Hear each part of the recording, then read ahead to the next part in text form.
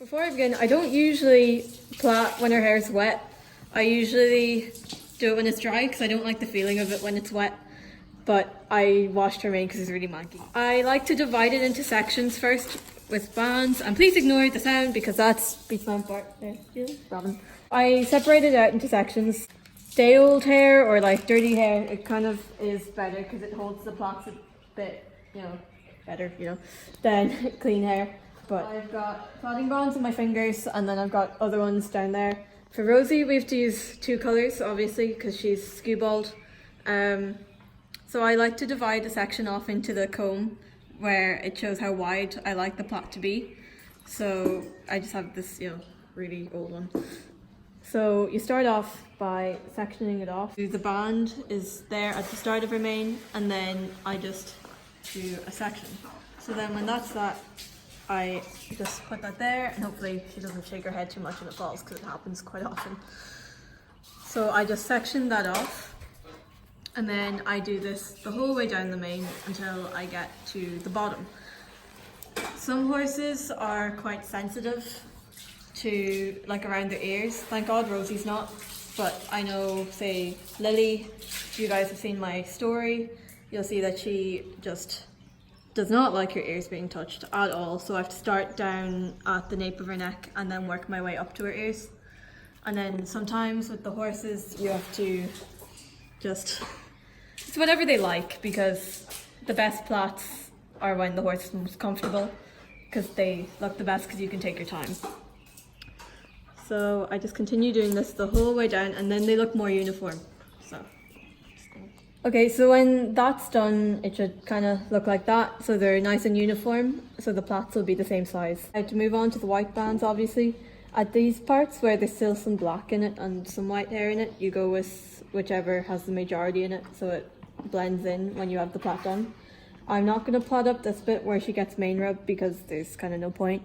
But usually, say for these bits, I might just plait it down and then just kind of loop it up a little bit. To get rid of the mane rub, I spray it with show sheen, and then I spray the neck of her rug with show sheen too, and stop it from getting rubbed even worse. So that's going out at the minute. The next step is to start plaiting. So you take out your first band. If you want to, you can spray it with some show shine. Don't spray it with detangler though, because it's just going to be really slippy and your plaits aren't going to stay in. So I stick my two fingers in there and separate it into 3 pieces. Usually they turn out even when you do it that way, but if not, you can do it again. So I start with my left piece always. It's just kind of habit more than anything. It doesn't matter which side you start with. So I start with my left piece. If you don't know how to plait, you have 3 pieces. Left piece, then right piece. And you want to keep it quite tight. So at the base, Rosie. So then left piece again. And then you do that the whole way down to the bottom of the plait. You're going to want to keep it really tight the whole way down.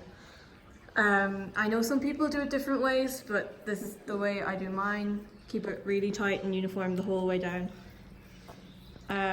If you've got a horse that has a really thick short mane, you're going to want to do skinnier plaits. And if you've got long mane, you're going to want to do thicker plaits. Thin mane as well, you're going to want to do skinny plaits. Doesn't really matter if you get that kind of stuff in it, because when you roll them, it kind of disappears. I find with her mane, the kind of in between, her mane's getting quite long, so these are a bit skinny for her, because the tails kind of start sticking out. You do this the whole way down the mane, and then I will show you what to do to roll them when I'm done. If your plaits aren't completely even, it's okay. I'd love it if all my plaits came out like that, all uniform and kind of nice. But a lot of the time they don't. They kind of come out wonky as such. Some of the bits are bigger than the others, or I have to say these ones kind of came out nicely for once. But when that kind of happens, if you see there's a really tiny piece there and it's all kind of sideways, it doesn't really matter because once you fold them, you can't see it. Once the whole mane is braided, you're going to either start from the top or the bottom, whichever side suits you. So to do a button braid, you're going to obviously want to fold them up, but I don't like doing them on her because I think the hunter ones look neater. So you're going to want to make a hole up here in the top. So you flip it over and you make your little hole. It's going to be hard enough when they're tight, but they always look neater. Take the end of your plait and just put it through the hole. Once you have it pulled through, you're going to either want to wrap it that way or that way. It doesn't really matter, but you're going to go this way. So you wrap it around and then you're going to want to secure it with a band.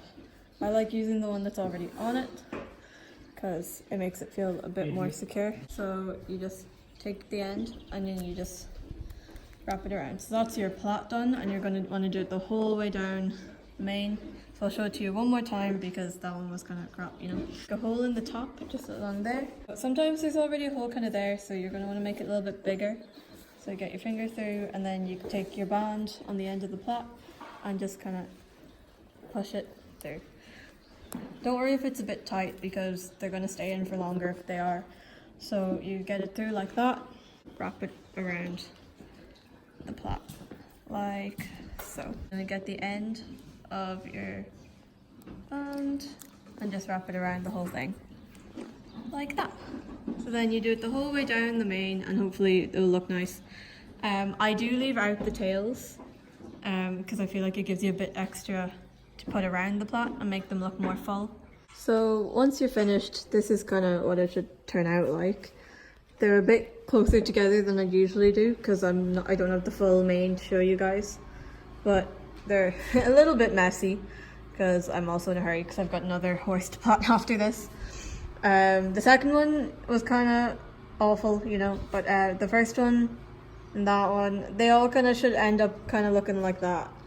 The bands should be hidden. That one isn't, obviously, but you can't see them on the rest of them. Like if you look at it from kind of a distance, you can't see the bands at all, and that's the way it kind of should be. So yeah, that's just what it ends up like. Sometimes if I'm going to a show, I might spray it with a bit of, yeah, if you see her shake, they kind of stay in. if you're doing them well, they'll stay in like that. That's perfect. I spray them with a bit of show shine or even a bit of hairspray to help them stay in a little bit more. You can also sew them with the same method, but I don't actually know how to sew them, so I use the bands. It's quicker and it's easier, and yeah, because the sewing just takes up so much time and they're a pain to take out. So yeah, that's just what they look like. That's them from a distance. I'm not gonna film plaiting her forelock or how I plait her forelock today, because I don't want her to have a mad like quiff. That's it. I think it looks really good because it shows off her neck and the muscles in her neck. Let me know in the comments below if you'd like me to film how to do button braids instead of hunter braids. And I can also do scallop braids, which I posted a picture of before, which are different to these ones obviously. Also, I can do a video on her tail if you want me to. Thank you to Neve who's filming. She's not filming right now because she's gone off to help with the other horse. Say bye to Rosie, who is completely done with me because she's been standing here for so long. Anyway, those are the plaits. Very like vloggy couple. Are you cute? Okay. You're not in it, Neve's in it. Good girl, Rosie. Another note to add would be that, say for Lily, for example, like because I'm finished Rosie, she's in her stable over there, but for Lily, the measurement I have on my comb is like, it's too small for her neck. She's got a lot longer of a neck than Rosie does. I like to do from the top of my pinky finger to just that line there. Sorry, I only have one hand to film. But yeah, just the length of your pinky finger, kind of. My fingers are really short, so just see that crease, like where my palm starts, and then the top of my pinky finger, that's how wide I do her plaits. And then like it works if you don't have a brush or something, you can do like the length of your thumb or your finger or whatever works for you. It's just my fingers, it just kind of works that it's that length. So yeah, this is what it looks like when you do it all with your finger. They're all pretty even. I just kind of tied them in different ways so it looks a bit choppy, but they are actually even. That one's just kind of tied funny. So yeah, that's what it looks like. Also, it helps if your mane is pulled or like cut. I like a pulled mane because I think it looks more natural, but that's pulled anyway. And then, so it's all one level. Rosie's mane, I'm growing out at the minute, so it's not obviously going to be all neat and tidy. Also for the end piece, just the bits like she can have this mane rub too. Don't measure it because you're going to have little straggly ends there, so just kind of tie it all up. Because that one was the last measured one, and then that one's a little bit wider, but there's just no point in leaving out that stuff.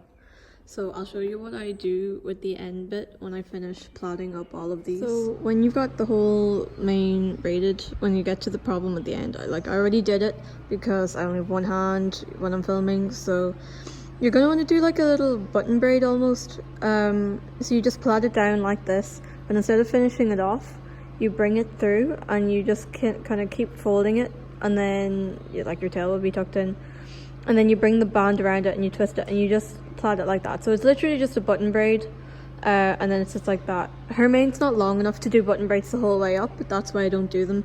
I do the hunter braids instead.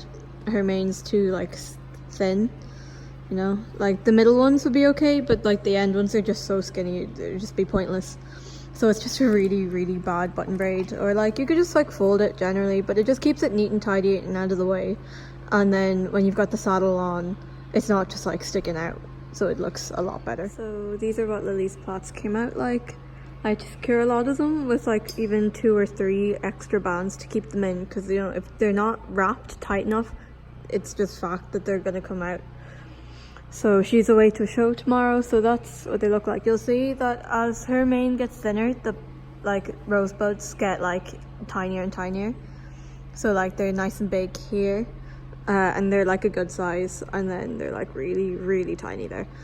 But yeah, that's just what it looks like.